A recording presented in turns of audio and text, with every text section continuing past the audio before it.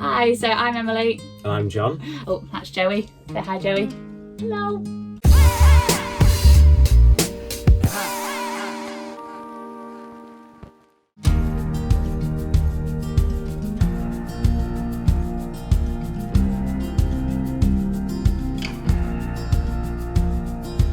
John fully converted the van himself. It took him about 18 months as he was working full time. So just as I finished the van, I met Emily, who happened to love vans. And last summer we went on our first adventure from the UK all the way down to the Amalfi Coast. And we are currently in Norway exploring Scandinavia. So this is one of the main features of the van, the kitchen, where we prepare food. We've got a baby Belfast sink, which is made of real porcelain, so it does weigh quite a bit. 2 ring burner LPG. The gas is in the back for that. Hot and cold water. Hot water runs off an LPG boiler in the back as well, so it's really useful. In here we've got storage, which is just a slide out drawer. And then in this one we've got a Waco 12 volt fridge, which is 65 litres.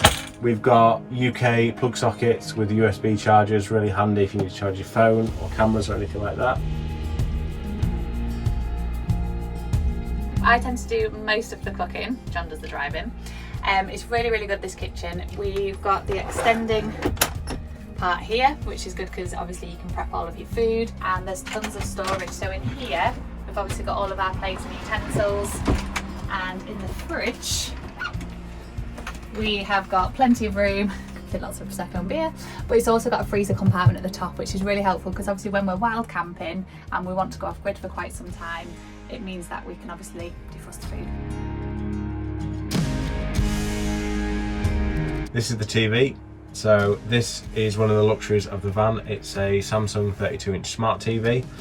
It's 240 volts and it runs off the inverter, but it's really energy efficient. So if we're off grid, we can use it for days and days, and the battery won't run out because it's powered by the solar, which is great. It's also on this swivel, so it positions where we want to watch TV. And it all sits nicely in this TV cabinet, so with this remote you just lower or higher to what position you want it, and it stows away safely in the day.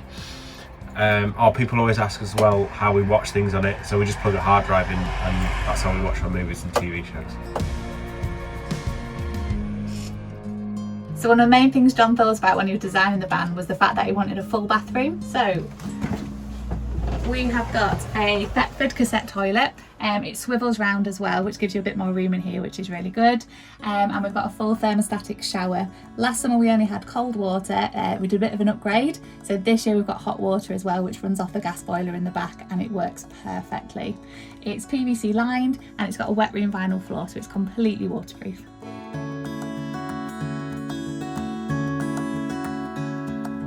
This is the electrical system, so this is like the heart of the van. We've got a solar inverter which is 2.5 kilowatts, so it's pure sine wave, so it can handle pretty much anything in the van, which is really good, including Emily's hair straighteners. We've got a Bosch 230 amp hour deep cycle leisure battery. This was an upgrade this year. Our batteries last year weren't up to the job, so we've had no problems with that, and I highly recommend those. We've got an ePiva MPPT solar controller, so there is a 300 watt solar panel on the roof, and then this is the consumer unit that runs all the 240. And just behind me here we have a Sterling battery to battery alternator charger, so as we're driving that charges up the leisure battery. So one of the really important things was obviously being able to do all of this off grid. So not only can I use my hairdryer, I've also got full working GHDs.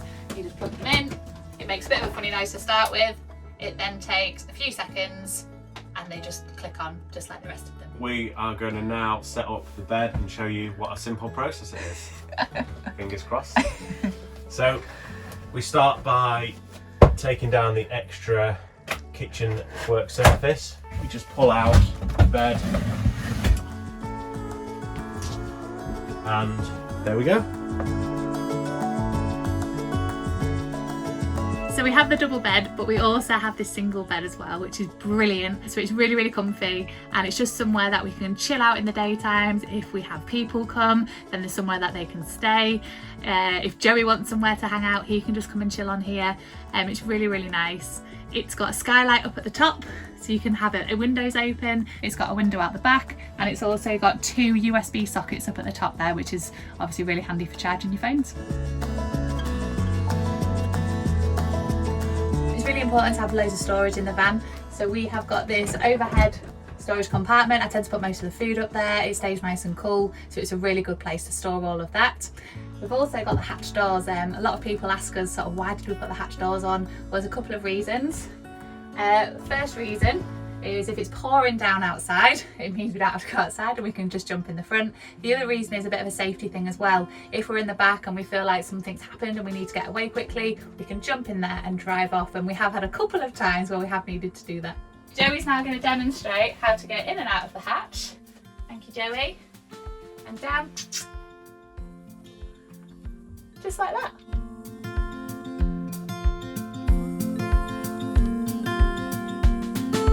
We have 2 skylights in the van, so there's one at the back that Emily's already showed you, and then one above us. Really good for ventilation. They've got fly nets built in, and also blackout blinds, so it's great if you want the van blacked out at night for sleeping. And they also open up to let the fresh air in. So an absolute necessity for any van, especially if you're going wild camping, is to have some sort of fly screen. We didn't have one last summer and we learnt the hard way. This is literally just a piece of net curtain from Boyce's. We've put a wire through the top and it just simply slides across. And all we've done here is safety pin it into the wall, but it works really, really well. These blinds are from IKEA. So when I originally bought them, I just wanted something that was blackout and was easy to trim. These were the best ones on the market I could find at the time. Actually, they are thermal blinds as well, which is really good because what that does is if it's a hot day, it'll keep the van cool, and if it's cold outside and you're in the van, it'll keep it warm, and it'll stop the heat escaping, which is really good. It's really important to have as much storage as you possibly can. So under this seat, this is kind of for stuff we don't need every day, because obviously it takes a little bit of work getting all the cushions on and off. But in here, we've got loads of space. We tend to put the inflatable kayak here, which is brilliant to take out, impossible to put away. And then in this one, we've got a lot of the camera equipment, things again that we use and that we definitely need but don't need access to all the time. So a lot of backup toiletries, a lot of backup food. Under the picture, we've got the control panel, we've got the fridge, the pump, which we've got quick access to, we've got the Webasto night heater, the inverter, we've got 2 USB sockets there for charging phones, 12 volt, and then this is for the battery to battery charger. It's just a controller. Yeah, that's pretty much it. So the storage down here actually solves 2 problems. Obviously it stores our things, which is really important, but it also creates a step which we need. So obviously if we're ever sleeping up here and we need to get in and out, this step makes that really easy to do.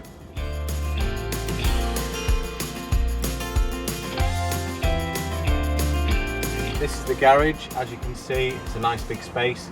We can fit all our things in here. We've got storage at the back, crates with all our food in, hose pipe, chairs. We want to be able to access our clothes really easily when we're on the road, so John built these shelves.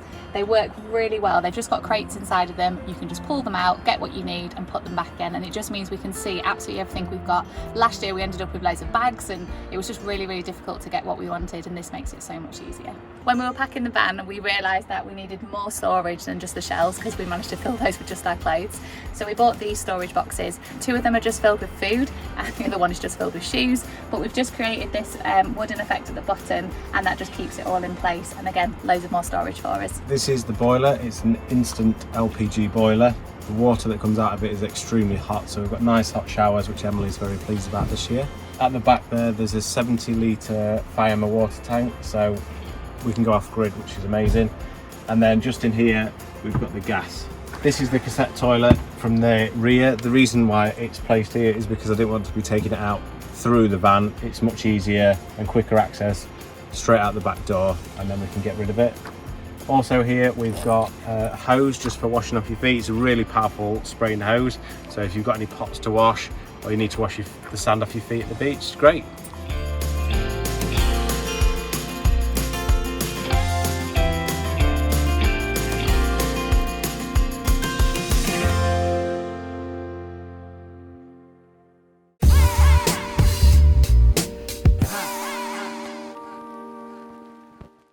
I hope you enjoyed that content. If you hadn't noticed, we do have an ebook that we sell, and the link is just in the description. It contains 160 pages crammed full of practical advice, walkthrough information, electronic schematics and part lists, which will make your job a lot easier for doing a van conversion, and it will save you time and money. Also, we've created special videos for the ebook which enable you to see walkthroughs for how to do loads of things in a van conversion. So that's for water systems, for your electrics, for how to do simple woodwork joints that anyone can do. I really believe that anyone, regardless of their experience, can make a half decent van conversion. Thanks for watching. We really appreciate you watching our content, and we put a lot of effort to make it interesting, informative, and find those cool projects that feature on our channel.